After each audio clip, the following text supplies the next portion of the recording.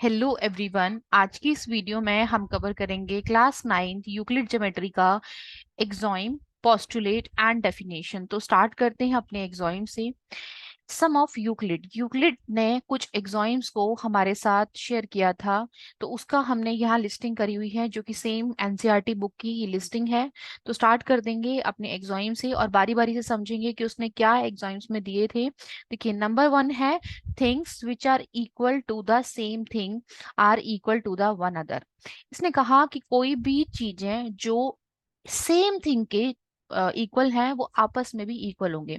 इसे समझने के लिए हम एक एग्जांपल लेते हैं। देखिए, जैसे कि मान लीजिए कि हमारी एक वैल्यू है ए, जो कि ए इक्वल है किसके, बी के।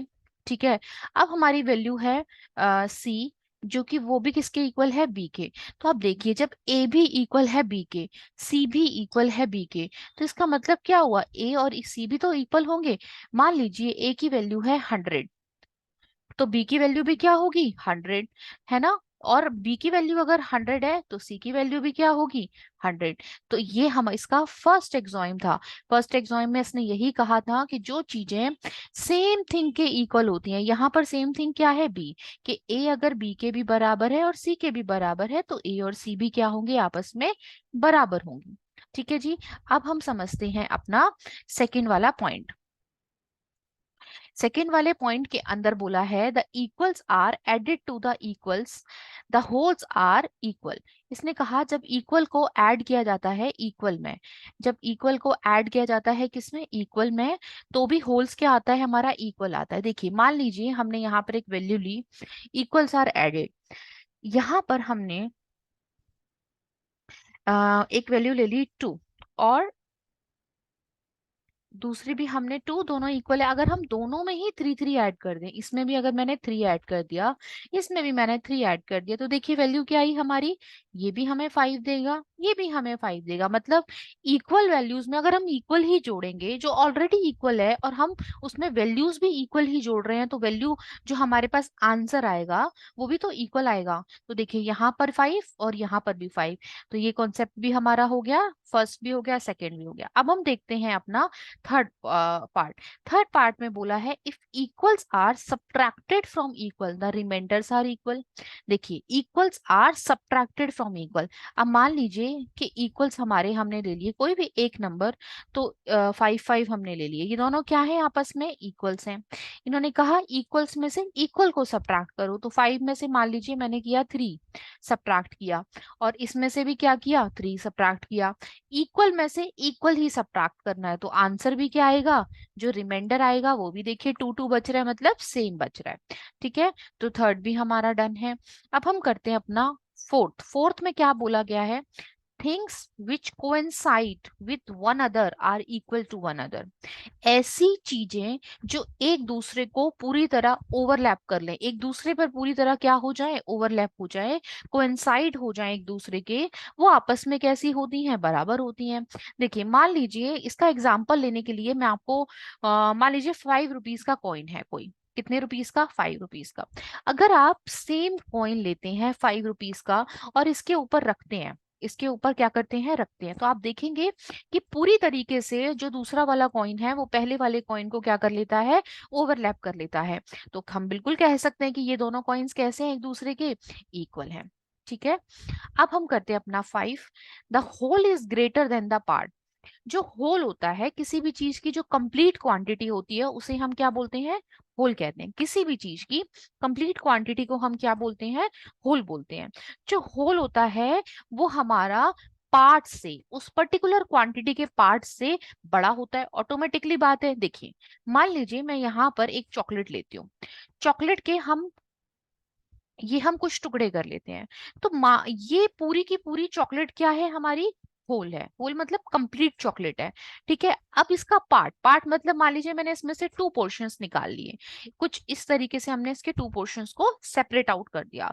तो ऑब्वियस सी बात है, तो ये जो 2 पोर्शंस हैं हमारे, ये कंप्लीट चॉकलेट से छोटे ही है ना। तो इसलिए हम क्या कह सकते हैं, जो थिंग्स हमारी होती हैं, वो पार्ट जो होता है वो हमारे होल से क्या होता है, कम होता है, या जो होल पार्ट होता है वो पार्ट से हमारे बड़ा होता है। ठीक है जी। अब करते हैं हमारा 6 point. Things which are double to the same thing, जो चीजें सेम थिंग की डबल हैं वो आपस में भी कैसी होंगी, इक्वल होंगी। तो देखिए, अगर कोई चीज मान लीजिए कि हमने एक क्वांटिटी ली यहाँ पर 15, ठीक है। अब जो कि things which are double to the same thing, मान लीजिए 30 जो है वो सेम, इसका भी डबल है, इसका भी डबल है, तो सेम थिंग तो आपस में भी कैसे होंगे, बराबर होंगे। तो इस तरीके से हमारा 6 पॉइंट भी हो गया। Things which are halfs of the same thing are equal to one other. अब मान लीजिए हमने एक वैल्यू ली 50, 50 का हाफ क्या है, 50 का हाफ क्या है, 25। फिर 50 का दूसरी बार भी अगर हम हाफ निकालेंगे 25। अब 25 और 25 आपस में क्या होंगी, बराबर होंगी। वैसे आप देखिए एक्सॉइम्स हम सबको पता है, ये नॉर्मल बेसिक चीजें हैं जो हम सबको पता है, ऐसी कुछ इसमें लर्न करने वाली चीज नहीं है। बट फिर भी एक कॉन्सेप्ट बनाने के लिए हमने क्या किया, यहाँ पे एक्सप्लेन किया है। अब हम नेक्स्ट अपने डेफिनेशंस को क्या करेंगे, डिस्कस करेंगे, ठीक है। अब हम अपनी डेफिनेशंस को देखते हैं। देखिए डेफिनेशंस क्या क्या है हमारी। पॉइंट नंबर 1 जो है डेफिनेशन, वो हमारी पॉइंट की है। किसकी है, पॉइंट की। तो पॉइंट की डेफिनेशन में हमें दिया हुआ है, a point is that which has no part. एक पॉइंट ऐसा होता है जिसका कोई पार्ट नहीं होता, जिसका कोई बहुत ज्यादा वजूद नहीं होता। देखिए आप यहाँ पर एक पॉइंट बनाइए, क्या इसकी कोई लेंथ है, नहीं। क्या कोई इसकी ब्रेथ है, नहीं। है तो बहुत नेग्लिजिबल है, हम उसे नाप नहीं सकते, ठीक है। तो पॉइंट एक ऐसी चीज है जिसका कोई पार्ट नहीं है। A line is breathless line, एक लाइन जो होती है उसकी ब्रेथलेस होती है वो। जैसे मान लीजिए हमने यहाँ पर एक लाइन खींची, तो इसकी लेंथ तो पॉसिबल है, इसकी लेंथ तो है, लेकिन इसकी ब्रेथ नहीं है। इसकी देखिए कोई चौड़ाई नहीं है जिसे हम नाप सकें, नेग्लिजिबल चौड़ाई है। इसलिए लाइन क्या होती है, ब्रेथलेस लेंथ होती है, सिर्फ लेंथ रखती है, ब्रेथ नहीं रखती। The ends of a lines are point, किसी भी लाइन के जो एंड्स होते हैं वो हमारे क्या होते हैं, पॉइंट होते हैं। किसी भी लाइन के जो एंड्स होते हैं वो हमारे पॉइंट्स होते हैं, ठीक है जी। ये हमारे क्या है, एंड्स हैं। अगला देखिए 4th number, a straight line is a line which lie evenly with the point on itself. Straight line जो होती है वो एक लाइन होती है जो कि पॉइंट्स पे लाई करती है। अब देखिए ये हमने कुछ पॉइंट बना दिए, इस पॉइंट पे क्या होगा, अगर हमने इन पॉइंट्स को आपस में क्या किया, ज्वाइंट कर दिया, मिला दिया अगर हमने इन पॉइंट्स को, तो देखिए कुछ इस तरीके से अगर हम मिलाएंगे तो ये हमें क्या देगी, एक लाइन देगी, ठीक है। आगे देखते हैं, surface is that which has length and breadth only. Obvious सी बात है, सरफेस क्या है, टू डायमेंशनल शेप। सरफेस क्या होती है हमारी, टू डायमेंशनल शेप। अब किसी भी टू डायमेंशनल शेप में क्या होता है, लेंथ होती है और ब्रेथ होती है, ठीक है। तो जैसे मान लीजिए मैंने यहाँ पे एक सरफेस बनाया, इसकी ये लेंथ हो गई हमारी और ये हमारी ब्रेथ हो गई, इसके अलावा नहीं होगी। तो सरफेस सिर्फ लेंथ और ब्रेथ क्या करता है, कंटेन करता है, ठीक है। आगे देखते हैं, the edges of a surface are line. अगर कोई सरफेस बनाते हैं तो जो उसकी एजेस होती हैं, उसकी बाजू होती है, उसकी साइड्स होती हैं, वो क्या है, हमारी लाइंस होती हैं। A plane surface is a surface which lies evenly with the straight line on itself।